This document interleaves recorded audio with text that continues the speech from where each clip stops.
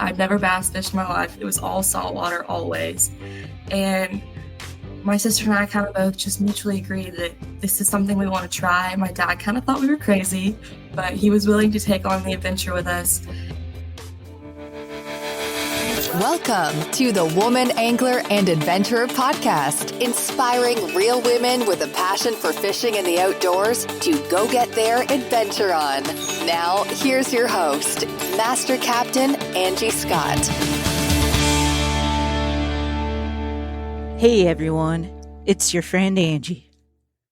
I just always wanted to say that. I've been listening to Mel Robbins' podcast like crazy, but hopefully you guys listen to Mel. She definitely can improve your life if you have time to listen to another podcast. But anyway, on this week's episode of The Woman Angler and Adventurer, I chat with Elizabeth Eastman, winner of the Helen Seaver Pioneer Scholarship. We talk about her journey from growing up as a saltwater angler to competitive bass fishing in high school to earning that scholarship to Auburn University. She managed this while running a baking business, so we talk a little bit about that too. And she shares the challenges of transitioning to college competitive fishing from high school, talks about her passion for biology and fisheries management, and her future goals. It's an inspiring conversation with a rising female angler making her mark in the fishing world. But before we get into that, I wanted to update you with some news on how the first tournament of the year went for the ladies of the LBAA on Toledo Bend.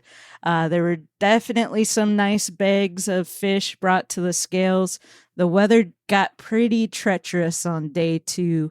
And one of the anglers, Nikki Jo Hatton, you may have seen on social media, she actually nearly drowned if it wasn't for the quick work of her co-angler, Susie Hearn. I'm going to see if I can get those ladies on the show so they can tell you all about that experience on a future episode. But big congratulations to Texan Cheryl Bowden for bringing home first place on the boater side. She was followed by Linda Gessner from Arkansas, and in third place was Dana Lee Lofton.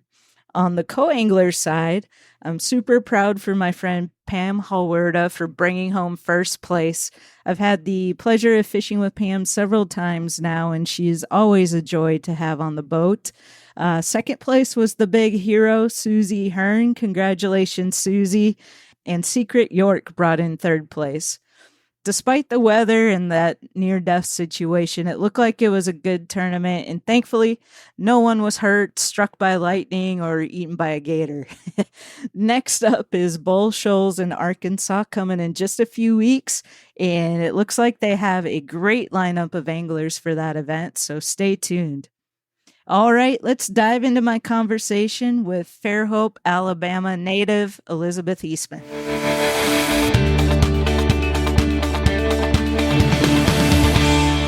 Welcome, everyone, to this week's episode of the Woman Angler and Adventurer podcast. Always fun when I have other ladies on the show that are into competitive fishing, especially for me in the bass space. So I'm excited to welcome my guest this week, Elizabeth Eastman, to the show. Elizabeth, welcome. Hi, thanks for having me. Yeah, absolutely. So you're in Alabama. Yes. And when this episode's coming out, it's going to be in March, but we're actually recording it in January. Is it kind of cold there right now? Yes, I've been all over the creation. I just got back to Auburn. I go to Auburn University for after Christmas break, and I've been hunting and fishing all over the break, and it's been very cold. Yeah, I bet. I mean, everybody's having a cold snap. Even I'm actually down in Florida at the moment, and yeah, it's even chilly down here in Southwest Florida. For Southwest Florida, I'm sure nothing like it is there. But anyway, let's jump into your background, and then I want to kind of talk about getting into the competitive fishing space and now college. So. From what I understand, you grew up, I guess, on the coast in Alabama, so not necessarily always bass fishing. So talk about just kind of getting into it at a young age and what that was like. I've been fishing for as long as I can remember. I grew up in Fairhope, Alabama, on the water. My dad's always been a big fisherman, so he started us, me and my sister, very young. And I I've always loved fishing. I've always loved doing things with my dad and outdoors. And when I got into middle school, my older sister was in high school, and she found out that our high school had a fishing team. So she joined the fishing team, and the middle school was allowed to join too. So I kind of just tagged along with her.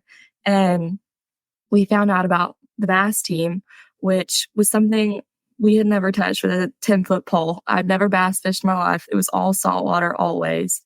And my sister and I kind of both just mutually agreed that this is something we want to try. My dad kind of thought we were crazy, but he was willing to take on the adventure with us. And we were really fortunate. We had a lot of fun. We got to travel all around the state of Alabama and fish together for a year, but then she graduated. So that's when my journey really took off because I had to do it all without her. Gotcha. So this was still in Fairhope, right? Where you and so is there a lot of freshwater fishing in that area as well? No, Okay. that's another challenge that I had during high school is not a lot of people were interested in bass. So while our high school's team was like 80 to 100 people, the bass section of the team was at the most, I think, 8 people. Okay. So it's interesting that being located where you were, that there was even 8 people interested in being part of a bass fishing team. So the other people, they were doing saltwater like Yes. competition and stuff. I We didn't. had a lot of online saltwater competitions with like other surrounding schools and stuff. Okay, gotcha. So what do you think it was that made you choose to go bass? I don't know. It was something about the people that were doing the bass stuff. They just seemed so much more into it than all the saltwater guys because there were saltwater tournaments, but they were never like super serious or super big. And I just saw it as something really fun to go do. I'd never gotten to travel around Alabama that much. And it just seemed really fun and interesting, and I just wanted to give it a shot, and I will never forget my very first tournament. We pulled up to the boat ramp, and there was just a sea of red and green lights out in the water, and I was like, "This is it. I'm gonna do this for the rest of my life." Oh, wow. Yeah, that's cool. I can kind of see what you're talking about, the difference between the saltwater and the kind of more excitement of the competition with the bass fishing being it's not online. You're going in person and fishing these big tournaments with all these other anglers, and there's just something about that you can't replace with any other feeling. So that's really cool. So talk a little bit then. So you had your first year, your sister's fishing as well.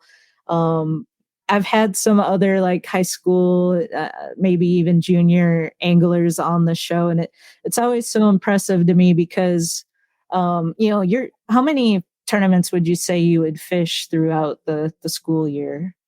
4 to 5. Okay. So not a ton, but enough, where it's still a lot of work and you're still trying to balance school and everything else, but you're having to, get up really early in the morning, travel a lot of times, because obviously, especially for you, because you're in Fairhope. So there's a lot to it that people I think don't understand, and you have to have a boat captain. Was your dad your captain, or did you have some? Yes. Okay.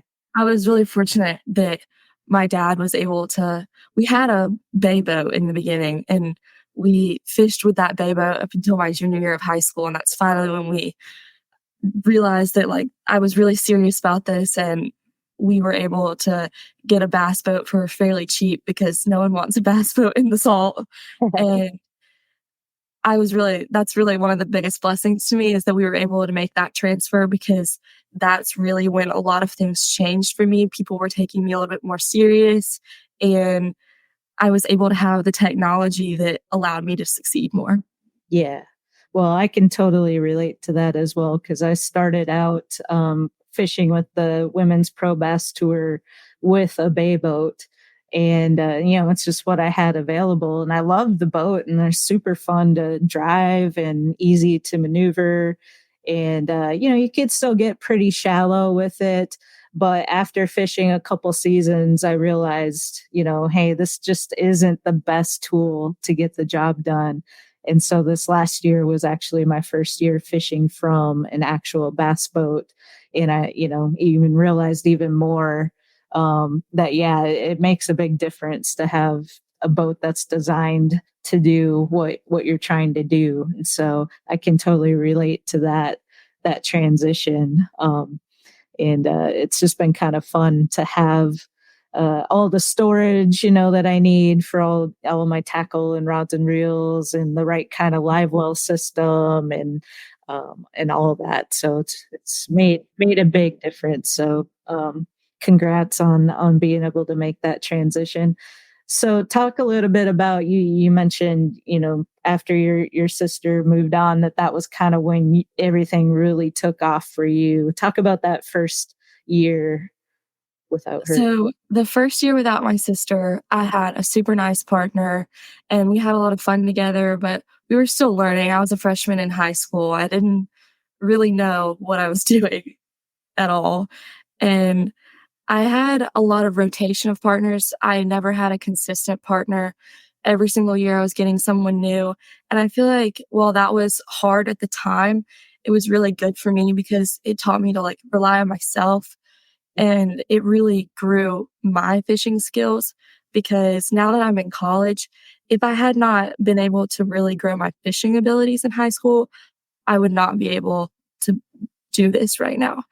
Now I'm working on learning everything that comes with the boat. Because yes, I drove the boat in high school, but trailering the boat was never my job. And so that's something I'm working on learning. But if I did not have the foundational fishing skills that I grew in high school, then I certainly would not be able to do what I'm doing now. Gotcha. Do you find, even though you all were still learning and, young and in high school, that you were still able to learn different things from some of your different partners that you got paired up with? Yes, definitely. Both my partner and I, we were always bouncing off ideas from each other, and where I was strong, normally my partner wasn't, and where he was strong, I wasn't. And so we always balanced each other out very well. So in this smaller group with your school, were there any other female anglers, or was it just pretty much you and your sister in the beginning? So after my sister graduated, I was the only girl. And I had friends in high school that liked to fish that were girls, and I would try to get them to come do the bass stuff. But traveling and missing school and everything else that we do in high school can be a lot. So it never really panned out. Gotcha. Yeah, I can see that being a challenge. I imagine though that there were probably some other girls with other schools that fished as well. There was always a few, and I feel like around my sophomore year of high school, I would see the most girls around. And then later in high school, I feel like it died off, which always confused me, and I never could quite put my finger on why. Interesting. What, so I know that wasn't that long ago, but about what year was that? 2021 was like the peak, I feel like, when I saw the most girls at the high school tournaments. Interesting. Huh. Yeah. I wonder if I don't know, we had that whole pandemic, and then, people were getting more into the outdoors. And so maybe that kind of sparked a little more interest, and maybe it fell off a little bit after that. But that's interesting. So I want to talk about the transition from going from high school angling into college, because I think you've earned a scholarship, right? To go to Auburn through fishing. Is that correct? I won the Helen Seaver Pioneer Scholarship that was presented by Bass and Shimano. Me and another girl named Dixie won it my senior year of high school and her freshman year of college. I'm really grateful for that opportunity. It's really put my name out there and helped me get into college fishing. But transitioning has been harder than I expected. Want to learn about fishing, hunting, and outdoor gear from fellow experienced outdoor women, as well as get inspired to try something new in the outdoors? then subscribe to Adventurous, the only women's hunting and fishing magazine. Adventurous is a high-quality print magazine that receives rave reviews, and it also makes a great gift for other outdoor women and youth. Subscribe at Adventurous Magazine and use code WOMANANGLER for 15% off. Congratulations on the scholarship, by the way. That's really incredible. And I'm super happy that Bass offers that opportunity. Every year that it comes up, I share it out to my social channels and also through the LBAA in case they know of any other ladies that might be eligible for it. So very cool. But yeah, talk a little bit about the challenges from transitioning from high school to college competitive fishing. There's been a lot of challenges for me, but like I said, I was always the boat driver and my dad was the truck driver. So learning the whole truck and trailer aspect has been hard for me, but I'm getting there. I can do it. I'm just not the best at it in the world. It takes me a little bit of time, but something I'm working on.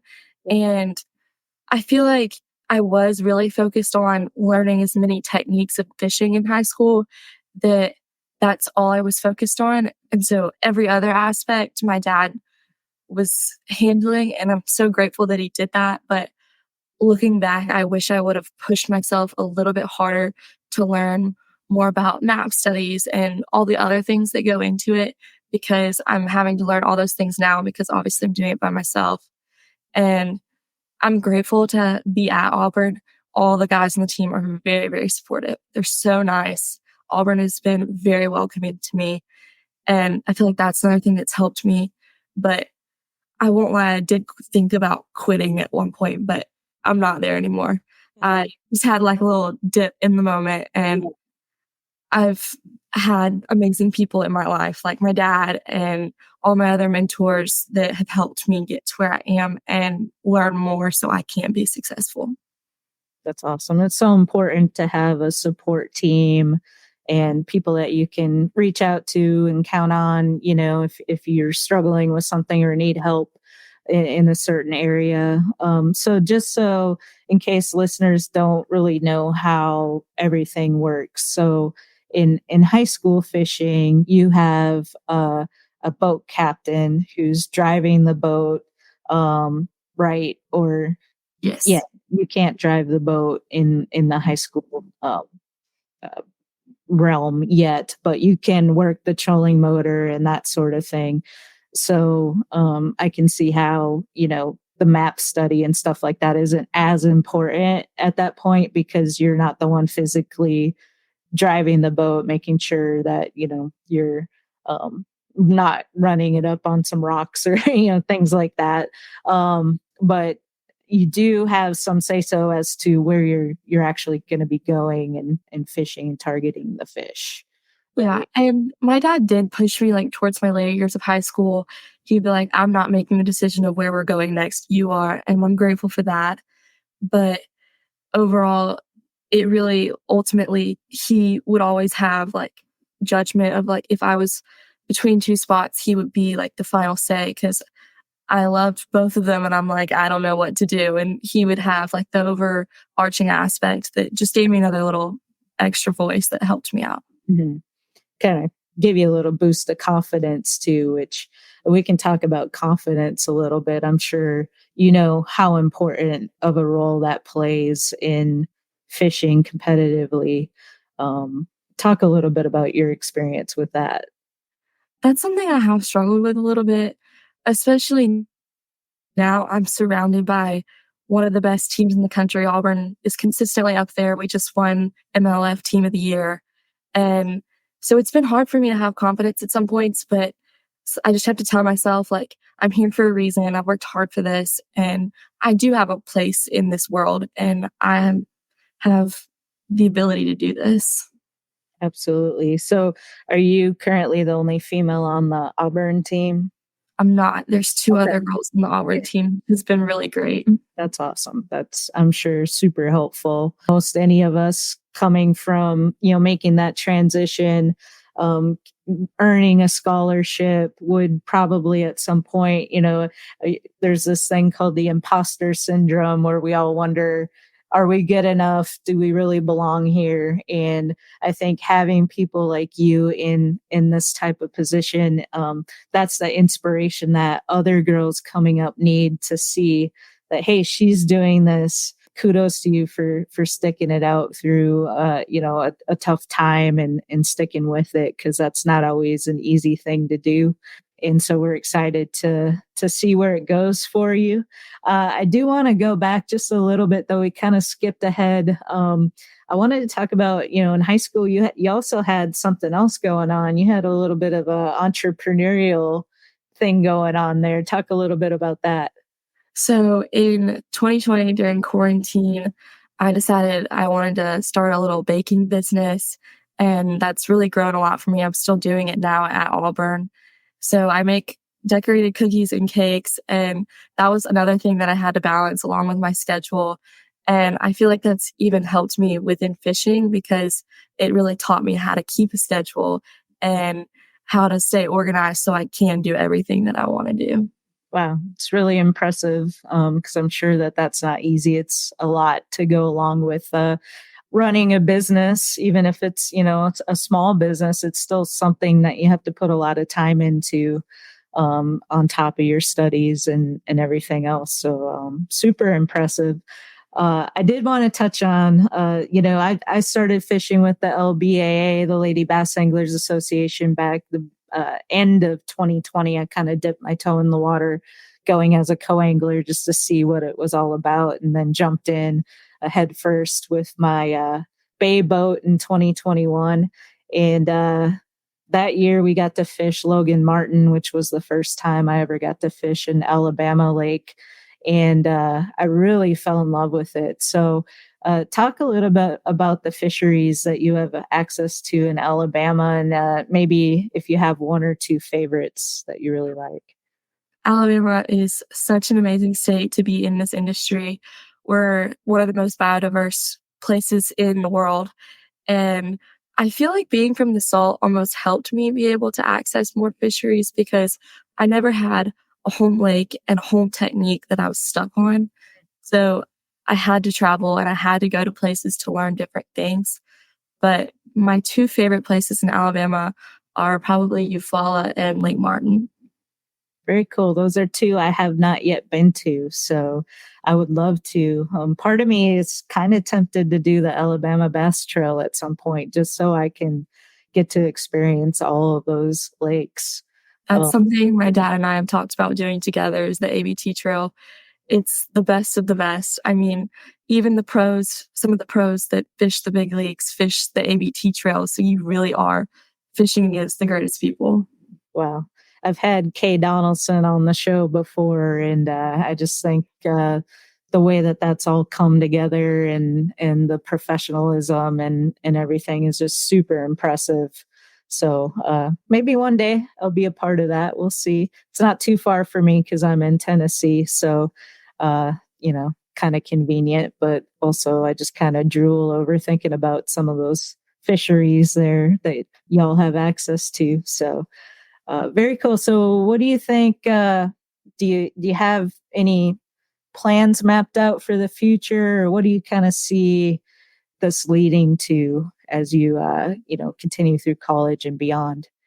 So I'm really just going to see where college fishing takes me, but my life goals have correlations to fishing. Right now I'm majoring in natural resource management, and I want my focus to be on fisheries. I've grown up doing this obviously, and it's something really important to me, and I want to protect those fisheries for future generations.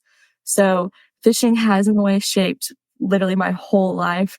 And as tournament fishing, I don't really know how far I want to take it. I definitely want to fish tournaments for the rest of college, and who knows, maybe fish the ABT trail with my dad like we've always talked about, but I don't know.